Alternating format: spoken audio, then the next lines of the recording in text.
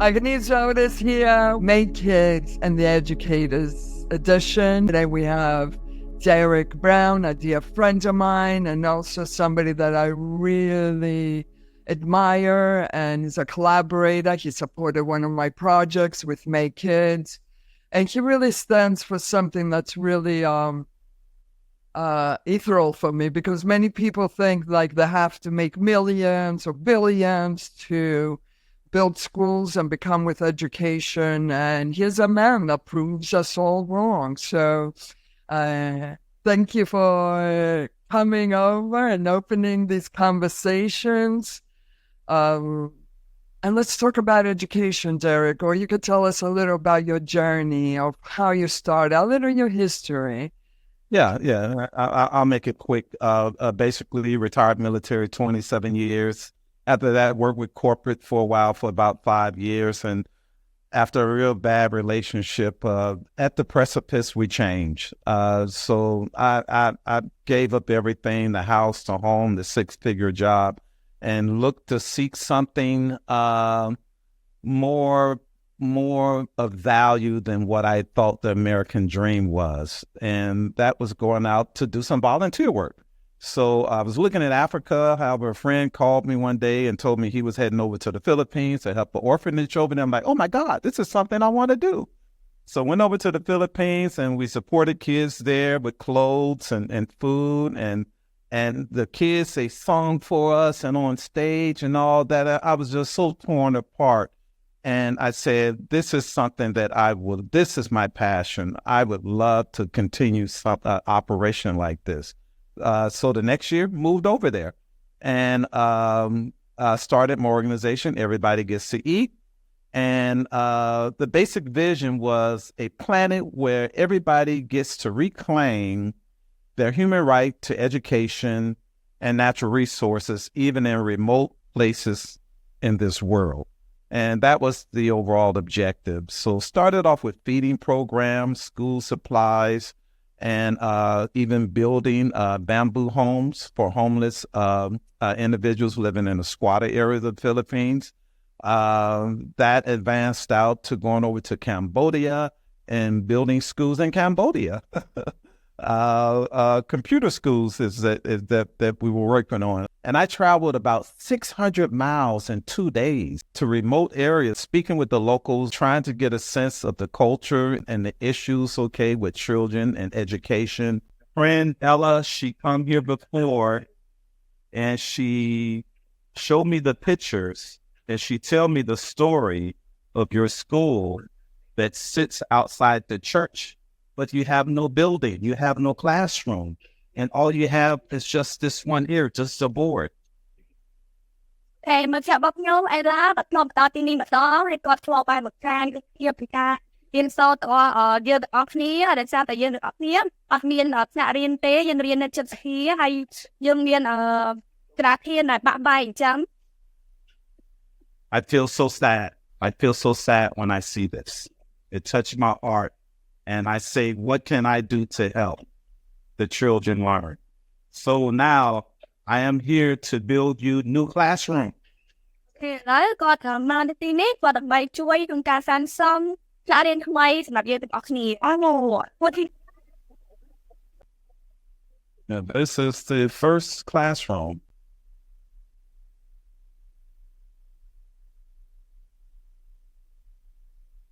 It was a simple school.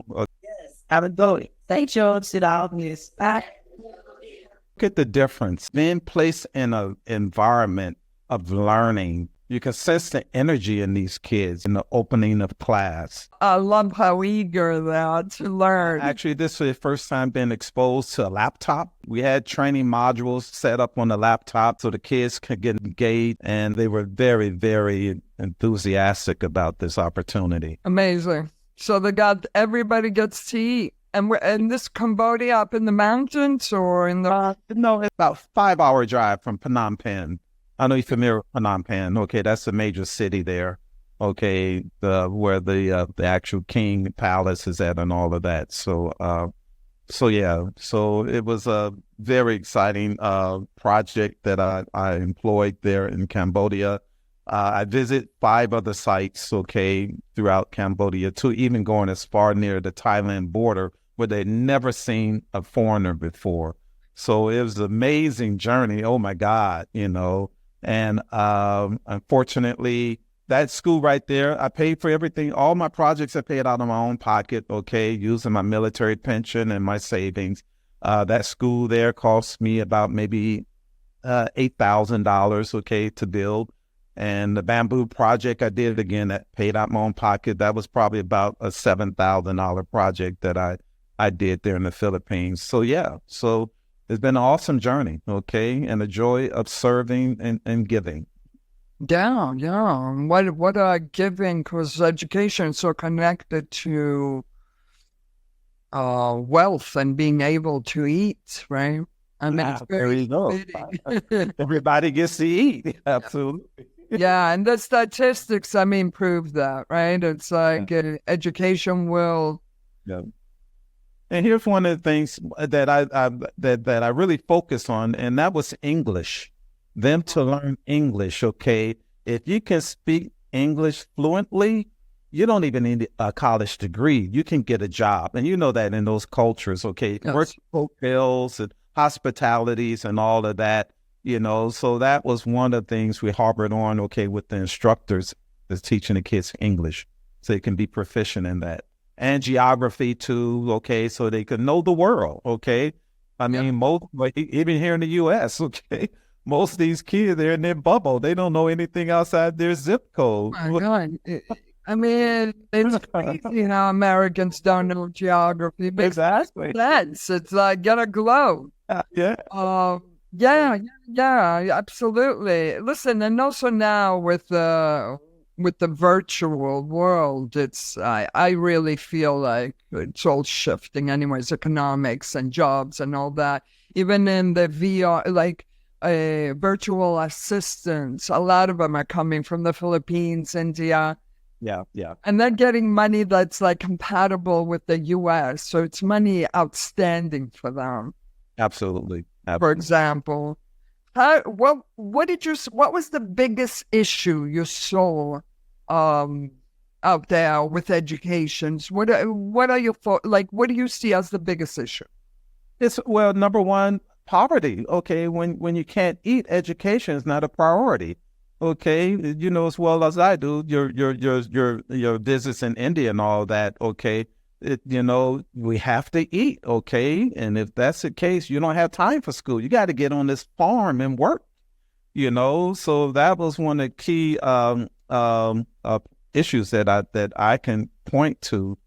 And however, and we actually had to sell some of the parents on bringing their kids to school because of that. And let them know, okay, there's another way of life out there, okay, through education, okay, or the simple learning of mathematics, okay, and English, so it was kind of a push and pull with certain parents, okay, allowing their kids to attend some of the school, the school, not some, only built one. I was, on the process of building more, but number one, in that area at least, poverty, yes. What was the process and what stopped you? What stopped me? Yeah. Oh, money. Money. I tried to get out there and solicit donations and all that. I had a couple of friends back in the U.S., that supported me. But you know how it is, okay? You're not trying to do something here in the States, okay? Why I want to give over there and all of that, although we're one world, we're one people.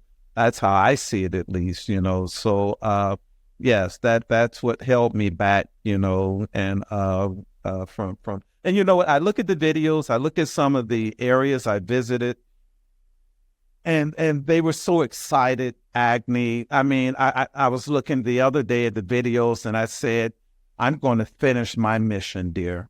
I will finish my mission, okay? I'm going to revisit them, okay? And let them know I didn't forget them, and I haven't given up on them, okay? Because I didn't make a promise. I just told them we were looking into it. But the children were so enthusiastic, okay, knowing that, we can ready to get a new school, excited and all of that, so I'm going to complete that mission. Yes. Yeah. Yeah. And I mean, I started by saying it's not millions, but it definitely does take some money. I mean, to do a school in New York, in the States, it's like, it's serious funds where in third world countries is, 10,000 something. Absolutely. And that's a school that's going to sustain them for generations, by the way. So it's not even, it's well worth.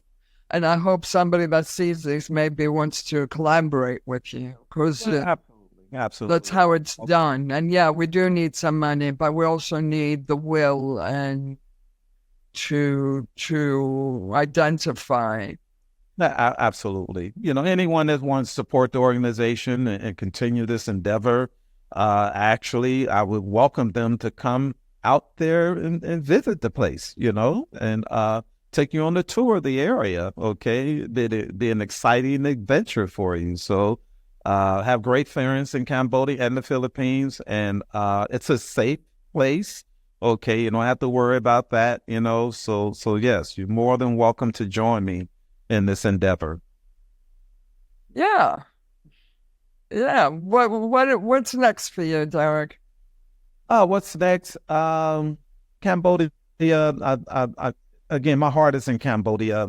Yes, I've done most of my projects were done in the Philippines initially, but then the main projects. I mean, because I also did a lot of school supplies in Cambodia, feeding programs in Cambodia, also. But my heart is there. And I want to build a homeless shelter for children, okay, abandoned children, okay, from the ages of actually 6 months to 12, and provide an environment for them to grow within, okay, all the way up until the age of going into college. So I've been working with some of my friends there on actually running the NGO, okay, in their name themselves, okay, and me actually just financing it. So that's one of my endeavors that I'm looking at in Cambodia. It's a beautiful one. Yes, absolutely. Well, we wish you amazing luck. And you're also involved, wait, before we go, I want you to tell us what you're doing in the States. I knew you was going to go there. Orlando. No, we got a couple of minutes. Yeah, Orlando Urban Film Festival. I just got promoted. I'm the executive director now. Okay, they keep branching me up. Okay, well, we're highlighting filmmakers, okay, content and music makers' content on the big screen. We have Keith David out there this year, and Glenn Turman, okay, would be out there.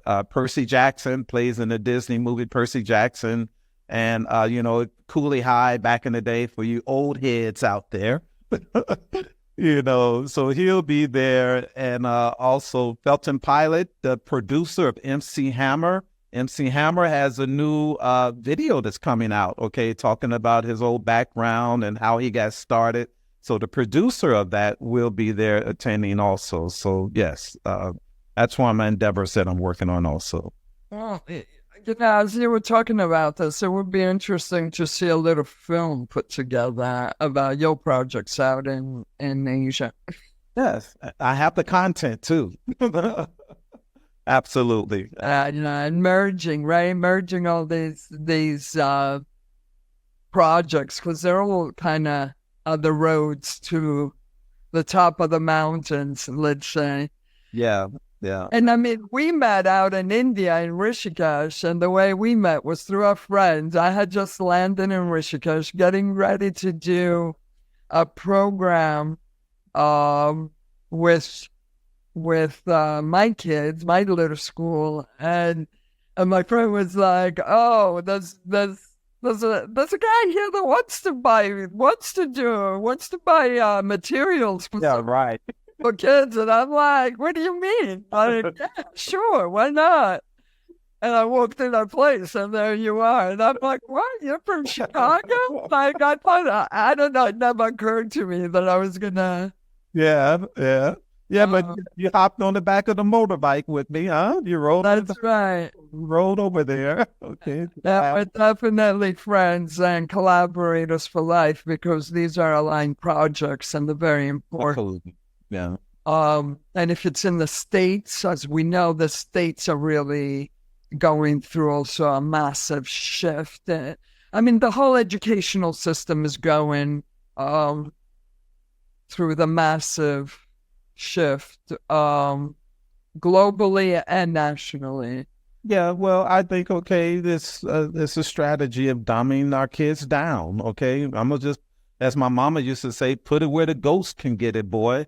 Meaning, okay, don't say it in those big words, make it in simple terms, okay? And to be simplistic with it, it's a dumbing down of our kids, okay? And it's just a travesty what's going on with education right now. So we here to make a difference, you and I, okay? What little difference that can be.